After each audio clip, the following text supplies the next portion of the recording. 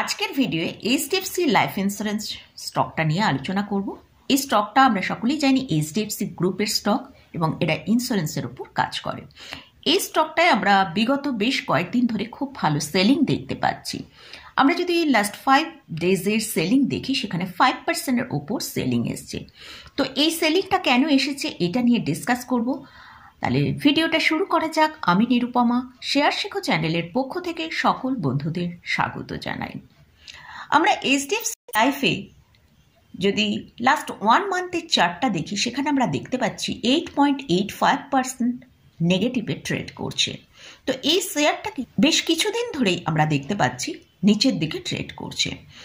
এদের recent আর্নিংয়ের result এসেছে, মানে Q3 আর্নিংয়ের রেজাল্ট এসেছে। সেই রেজাল্ট খুব একটা ভালো না আসার জন্যই কিন্তু আমরা এই শেয়ারটায় এতটা সেলিং দেখতে পাচ্ছি। এছাড়াও মার্কেট এতটা ওপরে যাচ্ছে, কিন্তু এইচডিএফসি লাইফ তার যে সর্বোচ্চ হাই আছে সেখান থেকে যদি আমরা দেখি, এই শেয়ারটা 23% নিচে ট্রেড করছে। তো এই শেয়ারটার আমরা একবার চার্টে দেখে নেব কোথায় এর স্ট্রং সাপোর্টটা আছে। আমরা আগে এই চার্টটায় দেখছি এই শেয়ারটা একটা বেশ বড় রেঞ্জের মধ্যে ট্রেড করছিল, যেটা হচ্ছে ওপরের দিকে 750 আর নিচের দিকে এই মধ্যে একটা ট্রেড করছিল। কিন্তু রিসেন্ট আমরা দেখলাম এই 650টা ব্রেক করে শেয়ারটা বেশ অনেকটা নিচে চলে এসছে। এখন এই শেয়ারটার জন্য যেটা স্ট্রং সাপোর্টের জায়গা সেটা হচ্ছে 600। আজকে আমরা এই শেয়ারটা দেখেছি, এখন আমরা ক্লোজিং পেয়েছি 612 টাকায়। এই শেয়ারটা কিন্তু একটা ভালো নেগেটিভে আমরা দেখতে পেয়েছি। তো এর জন্য যেটা স্ট্রং সাপোর্ট দেখতে হবে আমাদের, এই 600 টাকার সাপোর্টটা যদি হোল্ড করতে পারে তাহলে কিন্তু এই স্টকটা আমরা উপরের দিকে আবার যেতে পারবে। তো ওপরের দিকে যদি যায় সেক্ষেত্রে আমরা ফার্স্ট যে টার্গেটটা দেখব সেটা হচ্ছে 642, সেকেন্ড টার্গেট 680 এবং থার্ড সেটা হচ্ছে 707। আর 707-এ যদি ভালোভাবে ক্লোজিং দিয়ে সাস্টেন করতে পারে, আমরা যদি দেখি বেশ 2-3টে ক্লোজিং আমরা এই 707-এর উপরে পাই, তাহলে এর যে সর্বোচ্চ হাই আছে 57, সেখানটা অ্যাচিভ করতে পারে। আর যদি স্টকটা তার এই যে স্ট্রং সাপোর্ট 600 আছে সেখানটাকে ব্রেক করে যদি নিচের দিকে চলে আসে, সেক্ষেত্রে আমরা কিন্তু একটা ভালো সেলিং এখানে দেখতে পেতে পারি।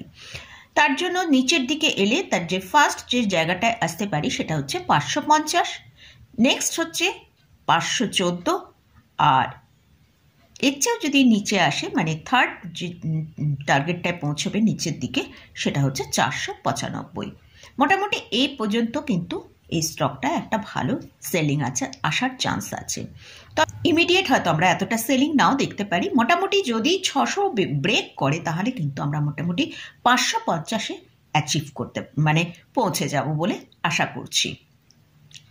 এবং চার্টেও আমরা সেটাই দেখতে পাচ্ছি।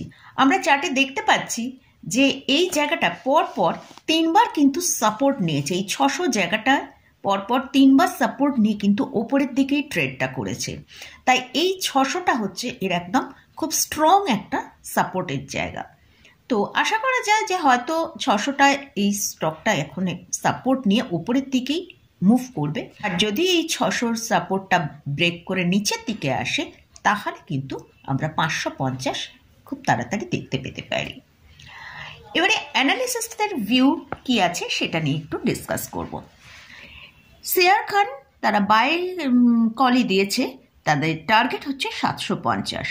নমুরা তারাও বাই কল দিয়েছে, কিন্তু তারা তাদের টার্গেটকে রিডিউস করেছে, টার্গেটটা 760-এ চলে এখন এসেছে, টার্গেট দিচ্ছে। আর মতিলাল আসওয়াল এরা কিন্তু নিউট্রাল কল দিচ্ছে আর টার্গেট হিসেবে 700 দিয়েছে। তো মোটামুটি এইচডিএফসি লাইফ এতটা নিচে আসছে, সেই জন্যই কিন্তু আমি আজকের এই ভিডিওটা করেছি যে কেন এই শেয়ারটা এতটা নিচে এলো। এই ভিডিওটা শুধুমাত্র এডুকেশনাল পারপাসে কিন্তু ভিডিও। এখানে আমি কোনো এই স্টকের মধ্যে কোনো বাই বা সেল রেকমেন্ডেশন করছি না। আপনারা যদি এখানে এই স্টকটায় যে পজিশনে নিতে চান না কেন, আপনারা ভালো করে আগে রিসার্চ করবেন, করে তারপরই পজিশন নেবেন। মোটামুটি আজকের মতন ভিডিওটা এখানেই শেষ করছি। ভিডিওটা যদি ভালো লাগে অবশ্যই লাইক করবেন, শেয়ার করবেন, সাবস্ক্রাইব করবেন। ধন্যবাদ।